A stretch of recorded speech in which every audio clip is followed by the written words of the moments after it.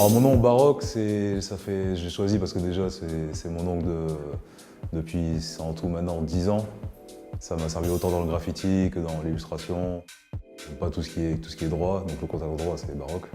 Je suis artiste illustrateur et ma particularité à moi c'est que je travaille au stylo. Je suis passé aussi par la peinture à l'huile et la gouache et tous les outils qu'on nous apprend à l'école. Et moi, pour me démarquer des autres, en fait, j'ai vraiment voulu trouver un outil qui est hors sujet par rapport à toute cette vague d'artistes qu'il y a autour, quoi. Et donc je me suis rendu compte que le stylo, ça collait avec le truc, quoi. J'ai testé un peu tous les domaines, illustration, création, tatouage, pour vraiment me situer et essayer de faire un truc global à la fin, quoi. Et j'en suis venu maintenant à faire des gros formats où je mélange justement l'acrylique avec le stylo bic pour obtenir un espèce de truc pictural qui ressemble à de la peinture. En fait, c'est du détournement, quoi.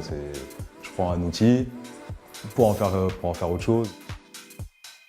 Aujourd'hui, j'expose tout un tas d'illustrations en fait, sur le thème de la Bible. Plutôt que de faire plein de séries et faire plein de trucs différents, garder un long terme, limite ça me prenne toute une vie à le faire, et que ce soit vraiment une œuvre qui représente ma vie, quoi.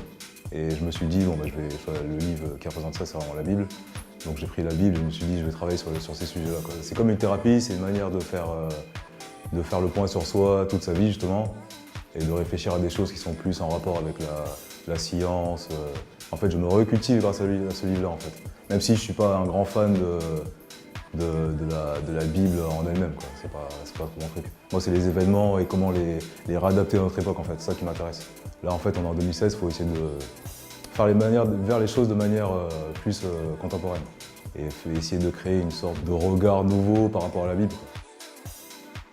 J'ai toujours été dans la provocation et ce genre de choses. Moi, je choisis toujours des trucs un peu dark. Par exemple, on dit souvent que la pornographie, c'est mauvais. Ben moi, je le raconte de manière poétique, en fait.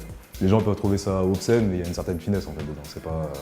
C'est pas du trash pour du trash. De toute façon, on est dans un monde qui est pas beau, donc faut coller avec le sujet, faut pas se mentir.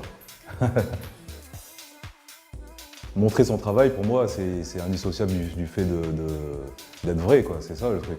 Faut vraiment faire les choses de manière véridique, donner ce qu'on a sur le cœur.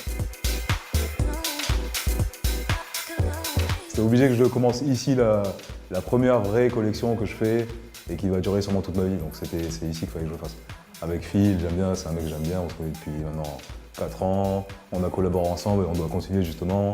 On s'est fait voler notre travail justement. Donc c'est ça le pied de nez en fait. On s'est dit vas-y, on refait un truc et on montre aux gens que malgré ça, on est toujours là et on continue de travailler.